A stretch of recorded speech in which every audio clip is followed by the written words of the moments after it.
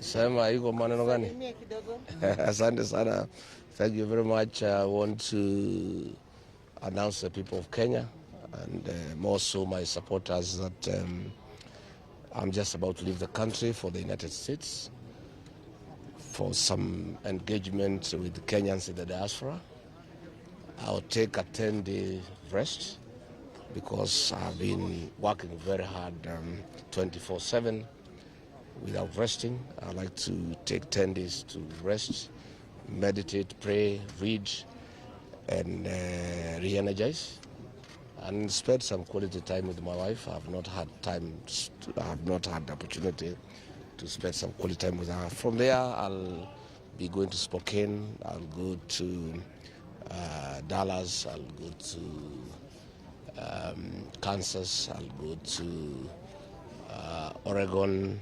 I'll go to Boston and many other places to engage the people of Kenya. But as I leave the country, I've heard the president say that he'll take charge of dealing with goons. I'm very happy because the last time I was in the States when I came back, Kipchumba Murkomen had organized goons to rain terror on me and my supporters here in Nairobi. And now that the president has said that he'll take care of goons in person, I trust now it will be done because he's the president. And if it does not happen, then it means he's the one behind the goons, or he must resign as president of the Republic of Kenya because he has given a commitment to the people of Kenya after goons rain terror in his own meeting. And I don't know why Murkomen did not advise him not to go where goons are, because the other day he said, once you know they are goons, you shouldn't go there. I think Murkomen has really messed up his boss, because he is the appointing authority. He should have advised him that there will be goons in Murwa Dekil, and per his advice, William Ruto should not have gone to Murwa Dekil. But let me advise William Ruto, if he is serious, he wants to deal with the goons, he must sack Kipchumba Murkomen and Remo Domoro because they are the planners and financiers of goons in the country. Why it's been very difficult for police to deal with the goons, and the police are crying to us, is because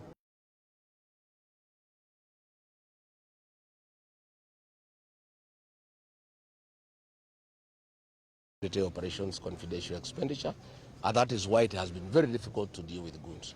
So if William Ruto today was embarrassed that goons are attacking his own meeting, and he has made a conscious decision to deal with goons in person, my advice to him is that he must deal with the people who finance goons, who plan goons, and that is his Minister for Interior, Kipchumba Murkomen, and Remo Domolo. I'm just giving him free advice as a civic duty, as a senior citizen of this country, so that probably he can succeed. So I look forward that when I come back, there will be no goons. William Ruto will have done what he needs to do, and I trust, because he has tested goons. And I want him that once you bring the culture of goons in a country, it reaches a point you lose control. So if you find people with bows and arrows attacking people in a meeting where the president is, it is how low we have sunk as a country. And I had advised him, but unajua ni kichwa ngumu hasikii, lakini sasa amejionea mwenyewe. Finally, I want to say that Kenyans must keep on fighting. They must stand up for their rights. They must uphold the rule of law. They must demand accountability. They must demand good governance. They must demand prudent use of public resources. I have asked my team in DCP to keep the fire burning. DCP party is not a one-man show. It's a serious mass movement that enjoys popular support in Kenya.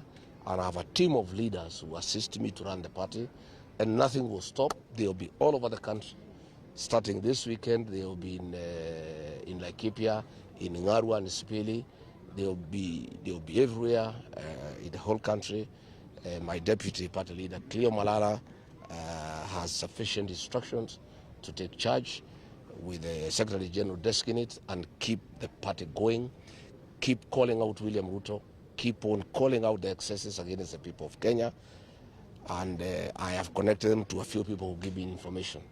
I hope they will trust them with that information. And once they are given that information, they must do what I do. They must use it for the benefit of the people of Kenya. I have talked to my brothers in the United Opposition. I have encouraged them to keep the fire burning. The journey to liberate this country is not a one-man show. It is for all of us. And Kenyans have demanded that we provide leadership to make sure that next year William Ruto is one term and we get a responsible government that will practice good governance, accountability, and that will uphold the rule of law, and that will restore the dignity of the payslip, restore sanity in our country, and the rule of law. We must do away with goonism. We must do away with theft of public resources. We must do away with impunity. So the media, I wish you well. Continue doing a good job. You are the last line of defense because of the nature of impunity that is going on in the country. Continue calling out the government. You have seen, I've talked about IBC. I've just seen they are admitting some of the flaws.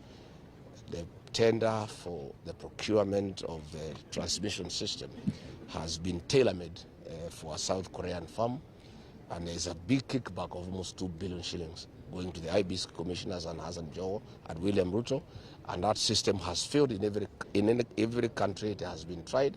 We cannot accept it here in Kenya. It must be rejected in total, because we want to have a free, fair, verifiable elections next year where the sovereign will of the people will prevail. Asanteni sana, natakia nyinyi na musalimiane mkifika nyumbani. May I ask you a question? Yes. This trip to the US, is it a continuation of last year's? Because from what we understand, you had to cut it short because of the by-elections. Is this a continuation? Consultations is a continuous process. I believe our party, DCP, talks about listening to the ground. Not just the ground in Kenya, but even in overseas where Kenyans are.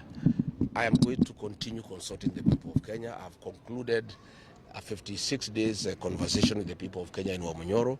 I want to go and engage the people in the diaspora. They are very serious stakeholders of our country. They contribute. They are actually the largest foreign exchange earner for our country. And I want to go and talk to them. I've seen you have been sent some questions. You can read for me. It's recording. Oh, okay, very well. You know, anytime I'm interviewing this fellow, the PS for Interior is called Omolo. When I had Ramogi, he was sending questions to the to the presenters. Again, when I had college in the stations, Mayo from State House was sending them questions. But I'm able to answer any question, either from the journalists or whoever has sent them. You know, we had reached a point where we were almost expecting the opposition to give us a one person who is going No. Hold your horses, my dear. I have not finished. He's actually supposed to be the presidential candidate for 2027. Now that you're taking the trip to the US, is this something that will be put on hold until you come back? Let me tell you, my dear, and the people of Kenya, choosing a single presidential candidate is the easiest of all the challenges that we have ahead of us. We can meet one day for lunch, and before dinner we have a candidate. The real job, and that's what I'm doing, and that is what I expect my colleagues in the United Opposition to do, is political mobilization against William Ruto, is to persuade the people of Kenya that they must register as voters, they must come out and vote out William Ruto and vote in a responsible government. That is the most difficult part and the most urgent, and that is what is ongoing. Once Kenyans have been mobilized successfully, and I have told everybody, the politics of Kenya revolves around regional blocks. Once these blocks have been mobilized successfully, I, for one, I can confirm, I have mobilized the mountain to Amman, I have mobilized the city of Nairobi, the Maa Nation. I am actually now working on the Kipsigis community, and you can see it's working. I was there on Friday last week. William Ruto was there today, crying to the Kipsigis that they are embarrassing him by coming to Amonyoro. And they said, no, if we never went to Amonyoro, you would not have come here. So this Rigathi guy is a real thing. And we want him to come to Bomet, we want him to come to Kericho, so that you can come and work for us. Because I was able to persuade the Kipsigis, this William Ruto, because I know him, he only works for those people who oppose him. He's just interested in being elected. So if you support him, he ignores you. If you oppose him and say you not vote for him, he works for you. And I think the Kipsigis have learned the good way and how to do it. So I was there on Friday. They welcomed me very well. William Ruto rushed there. The other day I was in Narok, he rushed there. So let us continue with the political mobilization. I want to ask Kenyans to be patient. Mwai Kibaki, the third president of the Republic of Kenya, was chosen as a single presidential candidate for the opposition then on 14th of October 2002, when the elections were to be held on 27th of December the same year. 2 months, 13 days apart. We have a whole year, 11 months. What is the hurry? In my view, hii ni maneno ya March, April huko. Wengine wanasema leo, wengine wanasema kesho. Wale wanasema leo na uuliza wewe kura zako wanaleta kwa mesa ni ngapi? Unasema tuamue leo. What are you putting on the table? First go and mobilize, then ukuje useme tuamue leo. Because huwezi kuja kusema tuamue leo na hakuna kitu unaleta. So let everybody mobilize. And I'm very happy with what is happening in Western Kenya. Wamalwa, Sifuna, Malala, they are doing a good job. I am very happy with what is happening in Nyanza. I'm very happy. That is really the way to go. Once we complete political mobilization, after Christmas, we should be able now to agree when we sit down, work out on a formula, sit down and come up with a single presidential candidate. And I can tell you the commitment is total. From my end, I have said I am the most suitable. But in case my colleagues has my support and that of my support. Right.